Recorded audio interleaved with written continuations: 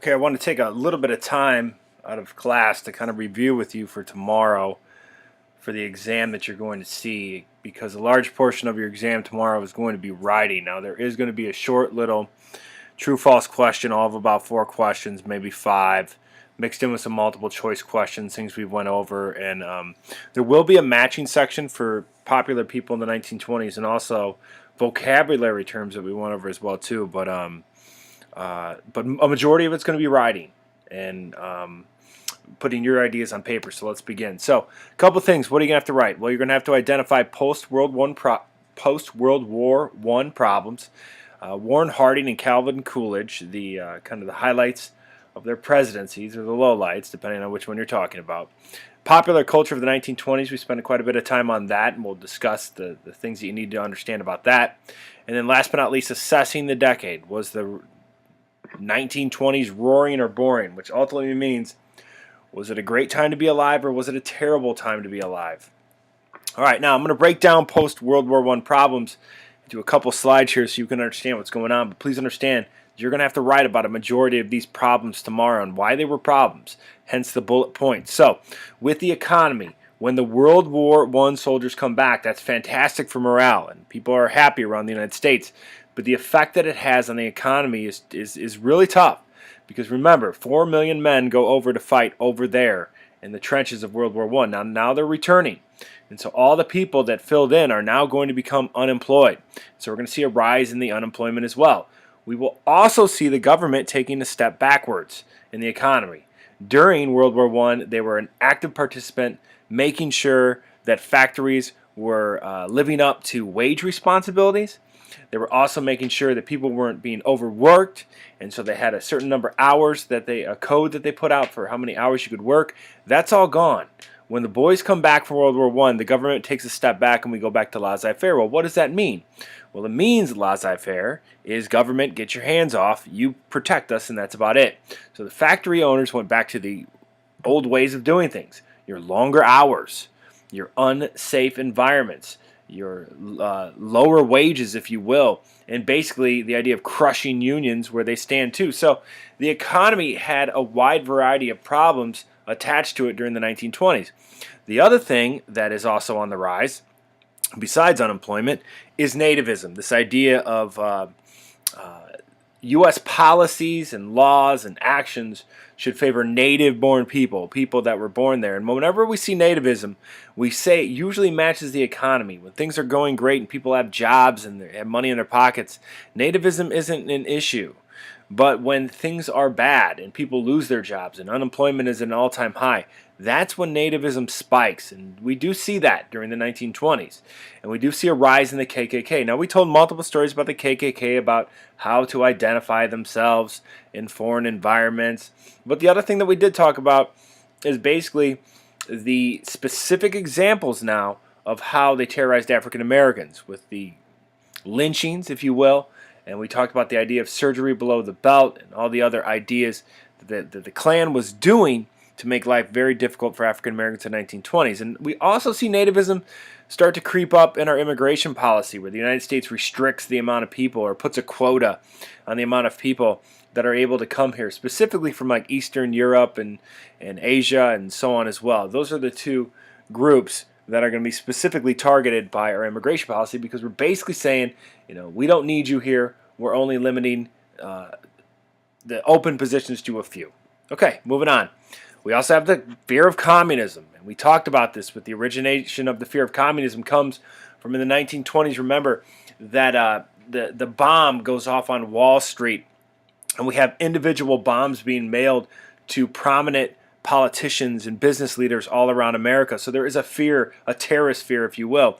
And when Americans go to point the finger at who's responsible for that, they're going to ultimately point towards communists. And so we have the Red Scare in America, hence the red being a nickname for communism. So everybody was under suspicion. And you saw that hopefully in our activity called Are You a Commie?, where everybody was basically interrogating each other and nobody could be trusted and so on as well.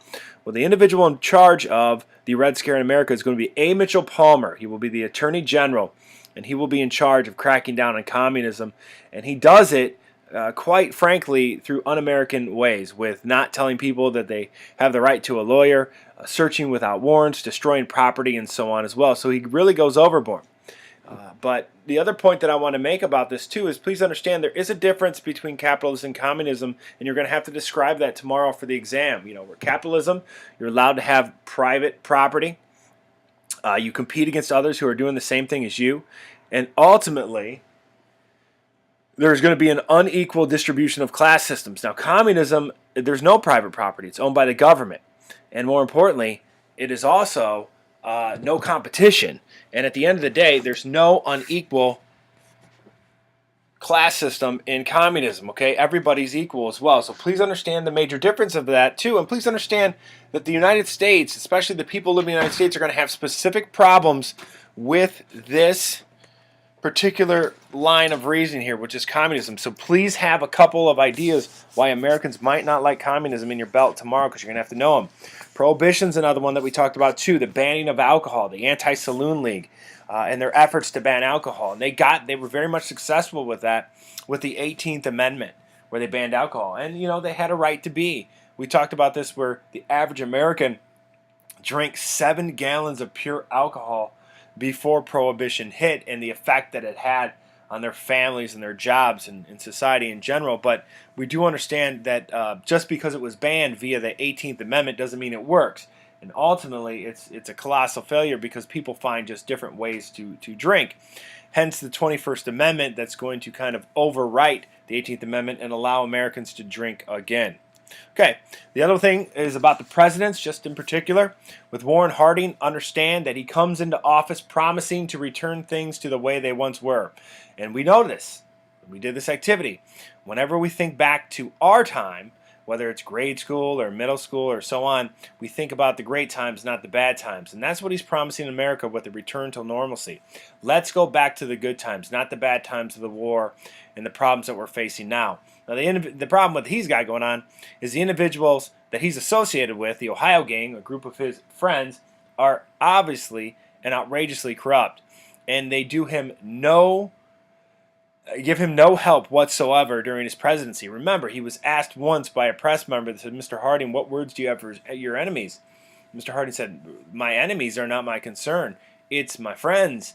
My friends are the ones that are keeping me walking the halls late at night." So, specifically, what do his friends do? Well, the Teapot Dome scandal, obviously, leasing public land to individual investors for $400,000, which is off limit. That's Albert B. Fall, and he actually goes to jail. And the Forbes scandal, where they're illegally selling supplies from VA hospitals, despite the fact that they were told not to. And, you know, all of these scandals catch up with Harding to the point where he actually dies before his first term is over in the presidency on a return trip from Alaska from an apparent heart attack from all the issues. So if you're thinking Warren Harding tomorrow, and you got to be thinking Warren Harding tomorrow, be ready to tell me why his presidency would be considered one of the worst in our nation's history.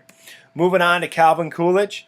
The biggest thing that I want you to know about Calvin Coolidge is he is a champion of business, hence with all of his quotes, with the business of America's business, and the man who builds a factory builds a temple, and that man who works there worships there. So it's this idea coming from the presidency right from the beginning that they're going to do everything they possibly can to make sure that business has all the tools that it needs to be successful in the workforce as well.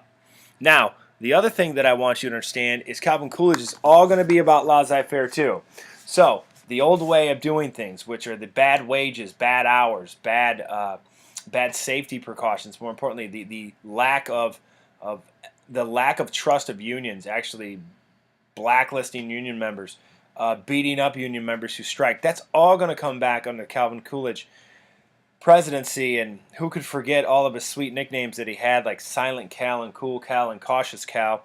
They were all quite a few of his, and ultimately how he got that in the story that we talked about with Calvin Coolidge, how the one young girl said, "Mr. President, I've got a bet with a couple of my friends that I can get you to say more than 3 words, excuse me." And he looked at her and said, "You lose," and didn't proceed to talk to her the rest of the night. So there's your Calvin Coolidge. Be ready to talk about his love of business, and more importantly, how it will affect the economy via laissez-faire. All right, moving on. Popular culture of the 1920s, All I'm doing is I'm not going to specifically talk about all these people. Obviously, the Jazz Age, the Roaring Twenties, that would be something I would ask about. And the idea, what I would say is, when given the nicknames, the Jazz Age or the Roaring Twenties, when you think about those terms, the Jazz Age, the Roaring Twenties, what images come to your mind? And what images come to your mind should be like it's a great time to be alive. The jazz, the new music, freeform style of new music in the Roaring Twenties. Everything's happening at a rapid rate. Inventions are popping up all over the place. Fashion, people, everybody is doing crazy and new things that are just unbelievably really cool place to be alive. So when I ask you about that, I'm gonna say, okay, tell me if it's given this nickname in a positive light, then give me some persons or ideas or inventions that add to the Jazz Age or the Roaring Twenties. So you can take the top movie all the way down to the top cartoon. It doesn't matter. Each one of these that are listed here are signs that the 1920s was roaring, or the 1920s was the era of jazz where things were moving and shaking. So be ready for that. So be ready to cite the top movie, type top sports person, top technological invention, music singer, movie theaters, the it girl, the it guy, and so on as well, and even Mickey Mouse. Be ready to cite that as well, because not only will you see it in a writing question, you'll probably see these people pop up maybe in a matching or maybe a fill in the blank section as well. So you might get top movie and then you have to tell me what the top movie was, or you might have top sports person and you get to pick between Jack Dempsey or Babe Ruth. So be ready for that. Other thing about the 1920s, we took a moment of time 2 days ago to talk about the automobile, specifically Henry Ford and the accomplishments that he did with his maneuvering of the Ford auto plant and using the assembly line and a conveyor belt to move the individual parts from one person to the other as well. We'll also talk about the Model T, that it was an affordable car for all Americans, and they didn't have to have the $290 up front. They could buy it in installments, which basically says you pay a certain percentage each month until you pay it off. And remember, the Model T was able to be produced so fast that it made it affordable. And what also made it affordable was Henry Ford was paying his workers $5 a day, which was twice the going rate for a worker back then as well. But also understand with the car, it has a huge impact on America, both economically with all the businesses that pop up around the car. Think of them today with all the business. We have gas stations, we have car part centers, we have drive-ins as well, we have drive-throughs. We have all these different roads. We have all these different businesses that originate from America. And socially, the car allows people to move far away from their work. They don't have to worry about living 2 blocks away from work. The car allows them to create suburbs, if you will, and move away from the big city into a calmer piece of life. And it allows people to do that. So be ready to cite many different examples about the automobile for tomorrow's exam. Slang words you won't get the slang word. But what you'll get is a question that says, okay, the 1920s was an era where young people were using many different slang words to reference everyday things. And so I would say, like, cite 3 or 4 slang words and tell me their meaning. So you could go all wet and go wrong, applesauce, nonsense, banana oil, nonsense, bee's knees, and excellent. Okay, so you pick your poison because you got that whole list of slang words right in front of you, and ones that you've turned in that hopefully I will get back to you tomorrow, that you'll be able to, more importantly, use for tomorrow. So have like 4 slang words ready to go, and not only the slang words, but also have the meanings behind them as well. And last but not least, you're going to have to justify whether the 1920s was roaring or boring. Was this a great time to be alive, and was this a bad time to be alive as well too? You're not going to be able to get away with just arguing one point. Well, the 1920s was a great time to be alive because Jack Dempsey was boxing, Babe Ruth was at the height. Okay, whatever. You have to be able to cite both sides, okay? It was a great time because of the following reasons. It was also considered a terrible time for the following reasons too. Now, I'm not going to ask you to cite more than 2 examples for each. So, when you go into tomorrow's exam, be ready to give me 2 reasons why, and not just because it was or because it said so. Give me 2 reasons why the 1920s was a great time to be alive, and give me 2 reasons why the 1920s was a terrible time to be alive. Okay? So that is going to end this for your review, and more importantly, I'm just going to have another little small presentation that a PowerPoint for review questions that you'll see tomorrow as well. But always refer back to your Skyward assignments, okay, online, because some of those questions are going to pop up. And and watch this video more times tonight if you're nervous about the exam, because obviously I'm telling you what I'm going to put on the exam via writing. And here's why writing is so important, because of the following reasons.